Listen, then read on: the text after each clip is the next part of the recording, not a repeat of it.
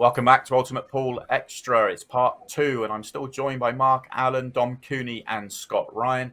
And in this part of the show, we're going to have a look back at what happened in the Masters this week and what's coming up next week in the Masters as well. And this week in the Masters that's just gone, we saw a big week from Dom Cooney coming through his group. A quietly tricky group as well, Dom, but you came through fairly comfortably in the end. You must be pleased with the way you played. Yeah, I was quite happy. I played alright, and the balls sort of favoured me on the night, which always helps. So, yeah, no complaints. Pleased to get through. Going into the group, did you sort of look at the draw and think, okay, there's some potential couple of banana skins there, but you were going in as a comfortable favourite? Does that add pressure to what you're trying to do out there? And obviously, once you got yourself ahead in those two matches, you kind of run away with both of them. Yeah, it was a strange one really because I didn't know. I hadn't heard of Jared, who I played in the first match, so I wasn't sure. You never really know what to expect, and obviously, when you play someone in the pool world you've not heard of, people sort of expect you to win easy, really. But it wasn't quite that straightforward in the first match. But then, on paper, I knew it was probably going to be Matt Cook in the last match if I got through, and I know him quite well, and I know what he's capable of. He's a very good player, and I think he was a pro back in the day as well. So I knew that'd be a tough game, but luckily I managed to start really well in that match and sort of break the back of the match quite early. And Scott, let me come to you. Full disclosure, I was moving house on Wednesday, so I didn't get to watch much of the action myself. But Scott, I know that you were watching. What did you make of the action on Wednesday? Listen, it was a professional job done. That's probably the easiest way to put it. Jared, I know Jared from the Challenger Tour. He's a lot better player than he indicated on TV. Listen, it's tough. It's a tough school out there. You're adapted to conditions that probably you're not familiar with, and the table catches a lot of people out. And I think that it really did catch Jared out in particular in his first match. It also caught Matt Cook out in his first match. He potted a highlight reel black, which kind of people will watch over and over again off the side cushion. Dom did a professional job. There's make no mistake about it. He was on a hiding to nothing in his first match. Really, as he said, not many people would have been familiar with Jared, so they would have expected him to steamroller through. In the final, again, Matt will probably be kicking himself at a couple of shots and a bit, maybe as Dom alluded to, a bit of run that didn't go his way. A professional job, exactly what you would expect Dom to do. Mark, you've been in many tournaments where you'll be going into matches as everybody from the outside will be expecting you to win comfortably, but sometimes it's never that easy. How do you approach matches differently compared to, say, when you're taking on your peers at the top of the game? Yeah, a lot like Dom said there, but the unknown's a strange thing in Q Sports world because I think it second guesses yourself. You always believe in the back of your mind, I don't know this guy, I might get other chances. Whereas when you're playing the very top players in the world, it makes it a bit simpler because you just have to play well, you have to take your chances when they come, or you're going to lose. And that's why I've always preferred playing the very best, because there's no second guessing. You have to go out there and perform, or you're going home. I mean, having watched you for years and years, it's almost as though you reserve your best for when you're playing the best as well. We see the absolute best of you when you're up against the best. I feel like it just focuses my mind a bit more because there are no second chances. You know that if you make mistakes against the very best, you're going to get beat. Whereas guys lower down the rankings or the unheard ofs, even some amateurs that I've lost to in the past on the tour, you're always maybe a bit overconfident. You take your foot off the gas, you play one or two shots that you maybe shouldn't play, and those things come back to haunt you. The balls don't forgive you, and you can't take anything. Yeah, I guess the key is, as Scott said, is to do that professional job and actually just actually try and focus as much as you can. Dom, we spoke to you on the first part about the Players' Championship, where you've put yourself under quite a bit of pressure mentally to sort of deal with the fact that rankings and the sort of the prize fund and everything else that was going with the Players' Championship. With that in mind, did you feel that pressure for this tournament as well? Because obviously it's such a long tournament. The Masters goes on for, a long time. You've got to get through your group to sort of, maintain where you are essentially.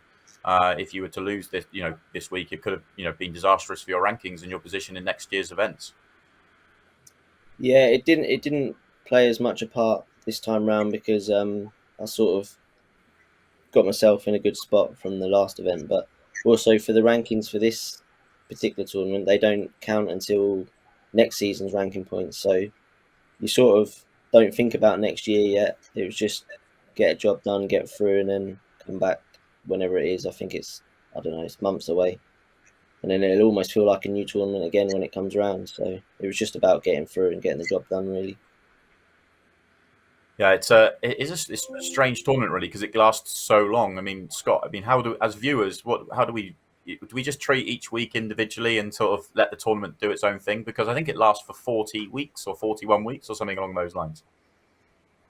Yeah, I mean, literally, it's arguably, and I don't mean to be rude here to you, Simon. It is my favourite pool show to watch, the Wednesday night. I know you commentate on the weekends, but it's a different style of show for me. You get to see a little bit more of players overall. I literally just treat it like week by week. And actually just look forward to seeing a variety of new players. It's nice to see the Jareds of this world, and his name escapes me right now, and I do apologise. But the young lad who played a couple of weeks ago, it's nice to see. Yeah. It's nice to see this variety of players playing, and I look forward to that probably more than anything from an Ultimate Pool perspective, because I'm getting to see a variety of players that maybe I wouldn't normally get to see. So it's as well as the top guys in there. So it's a great tournament. It doesn't bother me that it's lasting that long. It's not like I do anything on a Wednesday night anyway. So I'm happy to carry on watching. Yeah, no, it is. It's one of the things I love. Actually, it's one of the things I love about the pairs as well. Getting to see the variety of different players. The pool is played so worldwide, and so many people play it. To actually get to see a lot of different people playing it is quite exciting, and seeing the best prove themselves as the best as well. Dom, sorry to do this to you again, but I want to show a clip from Monday. It was Stephen Jameson, who was commentating, sent this to me, and he said, "Look, you've got to show this one and ask Dom about it. You play a great shot, and then you follow it up. Hero to zero. Let's bring this one in. First of all, what a great shot this is. How about that for a positional shot? Yeah, that one was all right, but what happens here? If we could just cut the clip here, that'll do me. That'll be all right. But yeah, I was just a bit too low on this yellow to the middle to get on the yellow on the bottom cushion. So I thought the shot I'm about to play, I could make the double and screw through the gap. But I've just gone a bit crazy, and then I'm supposed to be the lucky one, and that happens. So it just shows that it's a myth, really. I'm just one of the most cursed players out there, but we all say that. So. I do feel bad that we've shown two clips of you playing in the show, and one of them was a big fluke, and the second one's you potting the 8-ball in this way. I know, it's crazy, isn't it? But that's what happens on these nights. You get stupid things happen, but it's all good fun. You seem to enjoy this moment more than the fluke, actually. Yeah, just because of how stupid the shot was, really. I should have took a bit more care. But I didn't want to let it bother me, because recently, like that Players Weekend, I sort of if I'd have done that then, I'd have probably blown up, really. So I was just trying to stay calm and relax and just go with it, see what happens. Yeah, I was. Dom, sorry if you've got a second. See in that scenario, how much does the shot clock force your hand? Obviously, we don't get the experience that much. Yeah, it's weird. It's not too bad, but when it gets down to the 15 seconds, you sort of you can't think things through. You just have to sort of play instinctively and just quite often play the first shot you see. So would you have played the same shot? Not sure. Probably. Yeah, I don't know. I mean, I guess you've never had any experience of 15 seconds a shot. I guess you've got the shootout that goes down to 10, doesn't it, at some points? Yeah, just the shootout. But to be honest, the shot clock doesn't come into play much with me. It's only when you're chasing, really, that you start to think about the time. I think with loads of time here at the weekend, I think it's 30 seconds to start. Yeah. So I don't think shot clock should come into play much there. What does it go down to after that? It goes on the Saturday. It's 30-minute matches. The first 15 minutes are 30 seconds. The second 15 minutes are 15 seconds. Okay. The 15 seconds could be quite tight, but I don't think you should have any problems with the 30. Yeah, the 15, I guess, especially from your perspective, having not played a huge amount of pool, is going to be you almost have to be instinctive, and sort of those patterns almost need, if you're playing it all year round, then those patterns become a little bit more ingrained. Speaking to Mark Selby, who played on Monday, he was sort of saying it's taken him a bit of time to sort of get those patterns back, and quickly it sort of almost has to have a few more seconds to figure it out. But it'd be interesting. I think for me, it actually might help me, because when it comes to the tactical side, I'll not have much time to think. I'll just play the first thing I see. My problem is I've been trying to overthink it and trying to make sure I'm playing the right shot. But in 15 seconds, you don't have that sort of luxury. So it might actually help me in a sense. I can just see the first shot and just play it. Yeah, I think one of the things I think you'll have to your advantage is the fact that obviously your potting and cue ball control will be, if we bring that in from the snooker world, and if you're not worried about the patterns because the clock's against you, just have that belief that you can pot anything and get on anything from anywhere, and might get yourself out of jail a few times. It gets me into trouble sometimes, though. That's the problem. Yeah, no, we can't wait to find out. It's going to be a lot of fun to see that at the weekend.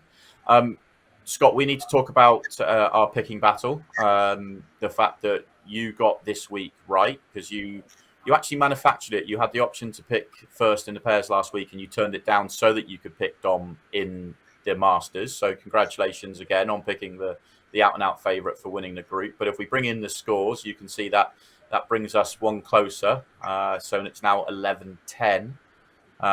But let's bring up this week's group, and we can start to work out what we think might happen this week and have our picks. So if we show you what's coming up, and it's a really exciting group this week, actually. 2 Ultimate Pool professionals, David McNamara and Dan Eaton-Lees, Partab Singh and Kevin George. Dan plays Kevin and David plays Partab. So we could see an all Ultimate Pool group final. Scott, what do you make of this week's group? It's a tough group to pick a winner. Partab Singh could quite easily win against David. We remember Kevin George from his appalling shoes last time, and his elbow that nearly whacked somebody in the crowd on a pressure ball. And David McNamara, he seems to keep having iconic moments on Ultimate Pool. Let's make no mistake about that. Dan Eaton-Lees is an absolutely terrific player. Look, I'm glad you're going first. That's all I can say. Yeah, you mentioned Kevin George. We will be showing you that clip, Sweargate, as you call it, Dom, in part 3 of the show. We're really hammering this team blessed element right now as well, because that was against you. But we'll show you that in the third part. But yeah, I agree with you. I think this is a tricky group to call. Obviously, 2 Ultimate Pool professionals. I think Deej has had a good year. Making the final up in Blackpool was a great performance. Dan Eaton-Lees, every single time I see him play, he impresses me. I think he's got a huge amount of game. And I think his best game is sort of reserved for these sort of nights where, it's one table, it's all in one arena. I think he'll really shine in this sort of environment. Partab, a great player, especially from the world rules side of the game. Whether he can adapt his first Ultimate Pool event to the arena and to the new rules and the shot clock and everything else, I don't know. And Kevin George, who's had plenty of experience out there, I think it would be a stretch to see Kevin come through this group from what we've seen from him before. I expect him to do something to raise a few eyebrows. I don't know what it will be. But for me, it's got to be between the 2 Ultimate Pool professionals. And as you say, Scott, it is my turn to pick first. And as much as I like Deej, I think Deej probably starts the marginal favourite because of his ranking and what he's achieved this year. And I'm going to go Dan. I'm going to go Dan Eaton-Lees for this week's Masters. So over to you, Scott. Well, you've kind of articulately put it all there. I think that Kevin George will probably win worst shoes of the evening. That's absolutely, he's nailed on for that, and that probably will be his biggest achievement on Ultimate Pool. But for me, I'm going to go DJ McNamara. He always impresses me when he's on this stage. He seems to pull finishes out that he can't. He wouldn't. Maybe if he was on an outside table at an event, he wouldn't pull out. He's born for TV. He's really exciting to watch, and what a personality! So I'm going to go Mr. McNamara at the Masters. We've split the Ultimate Pool pros between ourselves then. So, Dom, who do you fancy for this week's group? I think, as Scott said, it will come down to the two pros, but I'm probably just going to edge with Dan because he's playing in the pairs Monday, so he'll have a bit more time on the arena Monday and then Wednesday. So I think that'll give him the edge. Yeah, it's actually a really, really, really good point. Obviously, twice in a week for Dan Eaton-Lees. Mark, it's probably unfair of me to ask because you probably don't know the players as well as others, but I'm going to ask you anyway. Any ideas what will happen this coming Wednesday? Thanks for throwing me under the bus there. Yeah. I'm going to go McNamara because I've seen quite a few clips of him and he seems to produce on the big stage. So, yeah, as little as I know of them, I'll go with McNamara. Yeah, Dave, he's really been pushing himself on social media. Quite a fun guy to follow on TikTok and Instagram. So make sure you check that out. If you do want to watch the Masters, then all the action is on Wednesday at 6:30, exclusively live on ultimatepool.tv. We're going to take a quick break now. We'll be back for part 3, where we're going to have a look at Mark Selby and Gareth Potts and how they got on in the pairs, and also preview what's coming up next week in the pairs. So make sure you join us.